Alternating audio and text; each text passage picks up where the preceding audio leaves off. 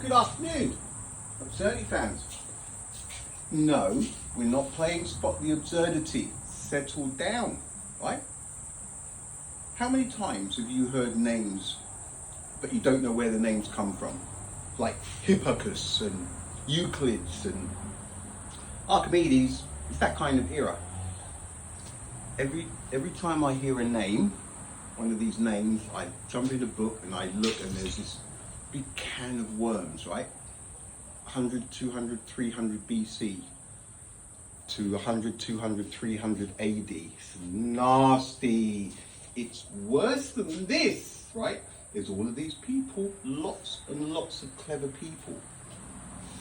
So it's a big, massive knowledge gap missing, right? So I thought, just read a couple of pages every now and again, right? Before I start, one thing. There's a few of you who keep on about give a man a stick. The man with a stick. I want you to stay after class today. We're going to have a little chat about the stick. Okay? Enough. Right? And one last thing before we start. You must have heard about the new pesky black hole. It's a quantum. We now have ourselves a quantum. Listen to this. Recent research led by physicist Ngo Phuc Duc Loc has introduced a novel concept called the quantum memory burden effect. This discovery suggests that primordial black holes, PVHs, could provide the missing link in understanding dark matter, A discovery. with gravitational waves serving as the evidence to support this groundbreaking hypothesis. In this video, we'll dive into how this theory works, why it's so significant, and what it means for our understanding of the cosmos. Primordial black holes, or PVHs, are not your typical black holes formed from collapsing stars.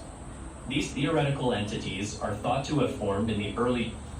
These theoretical entities were thought to have formed in the same bag as the other hypotheticals. Right.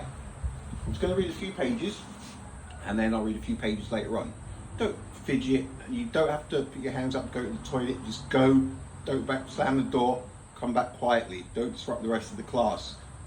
Remember, those of you that keep on about the stick, I'm going to see you after class today. I've had enough. Right. Just going to read a couple of pages. And I have a couple of things I need to do as well. It's not all about you. Right. Antiquity to 450 AD. Alright? By Justus Schifferus. Yeah, okay. The Alexandrian School. The history of science sometimes follows the course of empire. The conquests of Alexander the Great shifted the centre of the Greek world of thought to Alexandria in Egypt. Alexander had added Egypt to his growing empire in 332 BC, and he built Alexandria in that year. After his death in 323 BC, his empire was divided up. Egypt fell to the Macedonian general Ptolemy, who founded a dynasty that ended with the death of Cleopatra in 30 BC. Under the Ptolemies, as the rulers of Egypt were now called, Alexandria became the focus of world learning. It had many natural advantages. It was a great seaport and trade centre. It had access to the wealth and the culture of the Orient, and most important of all, it was cherished by a succession of able and cultured rulers. Ptolemy I Soter died in 283 BC. Drew around him a circle of philosophers and literary men from all parts of Greece, and he gave them all possible encouragement. He founded the Museum, Seat of the Muses, an academy where the arts and sciences were cultivated. It included a library that became the finest in the ancient world. Greek, Babylonian, Jewish and Roman scholars flocked to Alexandria in order to study with the learned professors at the museum and to pore over the treasures in the library. A remarkable school of philosophy and science thus grew up in Alexandria. There were rival schools like those of Pergamum and Rhodes. Our word parchment came into being as a result of the hostility between the schools of Alexandria and Pergamum. To hamper the learned men of Pergamum, the Ptolemies put an embargo on the export of papyrus. Deprived of this writing material, the rulers of Pergamum turned to the use of animal skins, which various Asiatic peoples had long used for writing purposes. The Pergamene developed a specially prepared skin which came to be called membranum pergamentum, or skin of Pergamum. The word parchment is derived from pergamentum. No rival, however, seriously threatened the supremacy of Alexandria. Her influence upon Greek thought continued to be supreme for centuries. Great numbers of Greek philosophers flourished at Alexandria or followed the inspiration of her sages.